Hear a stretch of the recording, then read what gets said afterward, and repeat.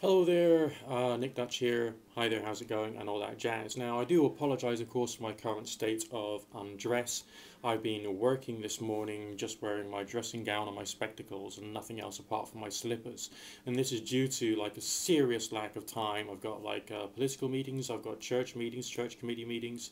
I've got to try and fit in my work with my domestic chores and also all kinds of other stuff, and as well as getting on with my music and my writing, and basically like everything is getting a bit, you know, on top of me big time.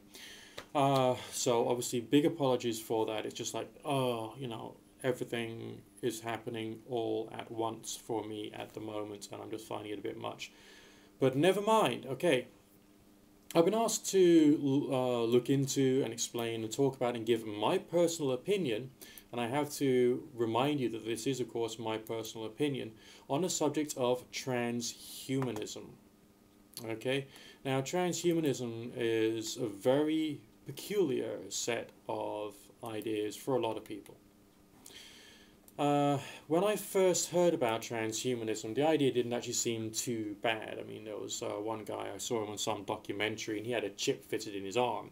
So whenever he was walking around his office building, the doors would be able to recognize when he's there and would open for him and say, you know, welcome, Dr. Thing, good morning, and so on and so forth. And I thought that was quite cool, and just to have like some kind of interface with technology in that way would in fact not be too bad. The ideas about transhumanism, some of which are actually very normal and very commonplace, because even if you're someone like just like me who uses the internet rather a lot, okay, you may be considered to be a transhumanist because you are blending with the computer, okay. Let's say you've had like long Skype conversations with somebody with your webcam up there, and you had their image blown up full screen so you could see their body language, see their facial expression, and to be able to hold a perfectly normal conversation with them while sitting down, having yourself a cup of tea or whatever it is you prefer. You know, that to us is like pretty normal. That's, although it's not an everyday occurrence, it's quite a common normal occurrence, just as normal as turning on an electric kettle, basically, okay? But there are some people who get a bit more excited about this and say that this is a sign that we are already blending with the computer. And to a certain extent, that's correct. I mean, we use things like blogs and Twitter feeds and YouTube videos just to try and get a bit of an assessment as to where someone is coming from, okay, what their points of view are, what their beliefs are, and so on and so forth. So on that very sort of like normal everyday level, we are all transhumanists. Okay, but it does get a bit more complex and a bit more kind of like Terminator-esque when you find the people who've taken the ideas of transhumanism just a little bit more seriously. And I've recently been directed to a website which is 2045.com, namely 2045.com. Okay, it's just the numbers, it's not the words. And it's a very well presented website with some amazing imagery in it. And it's a political website, but it's a political website by these people who feel that there is going to be another stage of human development of the bionic human being, namely a robot human, and then eventually the idea of being able to transfer your human consciousness to a robot being so that the robots can then walk around the world, and we, I suppose, could just be pixels or just dead, really. So it's rather confusing. They've got a timeline of various different stages of the developments of these types of beings. Avatar A, year 2015 to 2020. Taking into account we're currently in 2013, I think they're a little, they're a little slow in developing, okay. It says here, a robotic copy of a human body remotely controlled via BCI. Okay.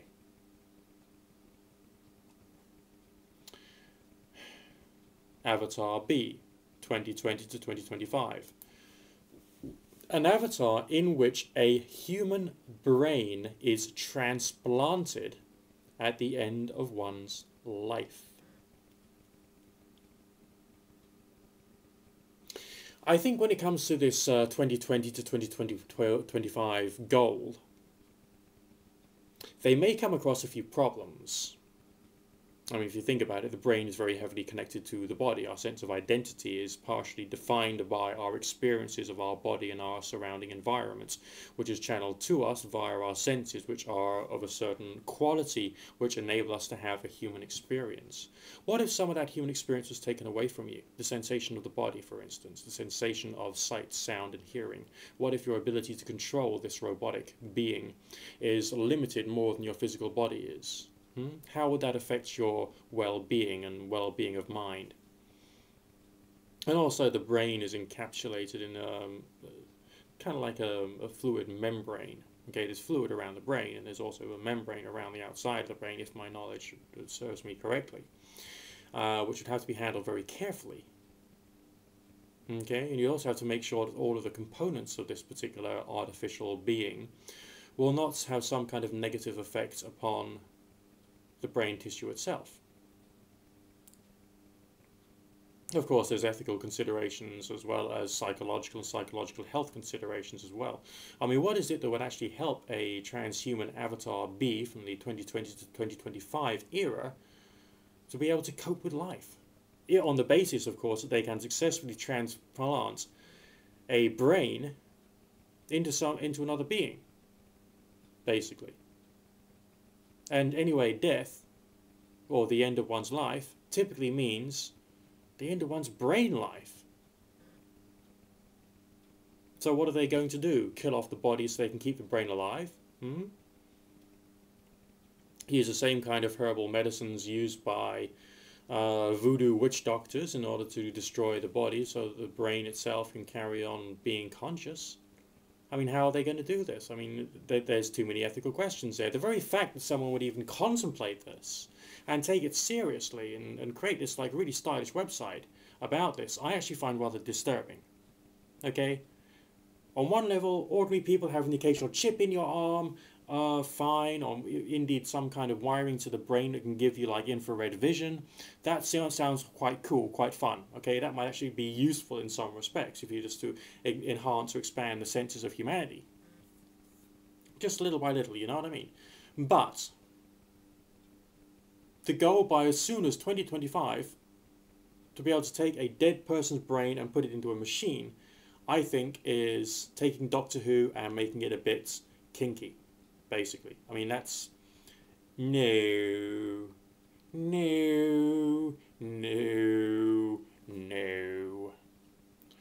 Avatar C, which is the 2030 to 2035 era, an avatar with an artificial brain in which a human personality is transferred at the end of one's life. I mean, come on a second. I mean, there's artificial chat programs which have artificial intelligence put in them at the moment, but they're diabolical. They don't actually mirror or reflect human behavior right now, and this is the best technology we've got. Now, as soon as 2035, to have any form of artificial brain that could do that, that would, as far as I'm concerned, that would be pushing the limits of possibility. This is, again, Doctor Who, kinky as fuck with studs, basically. I mean, you know, I mean, and finally, Avatar D, 2040 to 2045, a hologram-like avatar. I mean, that's totally weird, because that means you'd have, like, probably no sense of touch at all, if you were a hologram.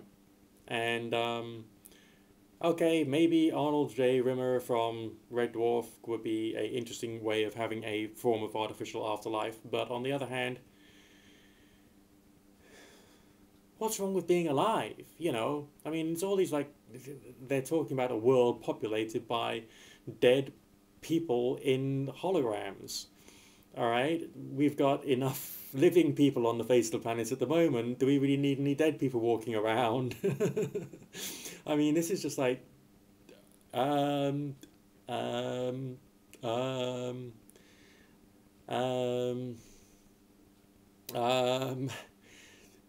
mad.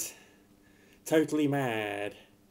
I mean, all the people out there who think I'm a reptile are probably saner than these people, I think, in my humble opinion. Yes, I mean, what would you do with a hologrammatic thing with a human personality? Hmm? What would you actually do with it if you had one in your house? You have enough character conflicts with the living people that you're living with. What about robots who say, no, no, no, you can't wear that when you go out. I don't want you wearing those shoes. Don't do it. I mean, come on. And what if you actually become, you actually could somehow transfer your awareness and your feeling of consciousness and self into a hologram? What, you might be able to walk through walls, but what would you do with it? What is the point? What benefits does this have? And all of this like intelligence and science and technology and wisdom that all these people have got, that they're plugging into this like really insane vision, they could dedicate to treating diseases, okay? Designing new technology which can be more energy efficient and thus save us from global warming. Or something that actually means something, not just to create some kind of like peculiar wank toy for some rich person, or some kind of, oh, I'm going to live forever, my heaven will be being a hologram. Yes, for fuck's sake. Jesus. Oh God. I'm actually disgusted by this. Okay, I personally am disgusted by the thinking which goes into this. And I'm not going to join it. They've got, according to the website, 19,497 members. And that's the people who've officially joined the website, not just the people in the world who've got these views. Good God. There's more important things that you can channel your energy into. Seriously. Please. Hello. Transhumanists.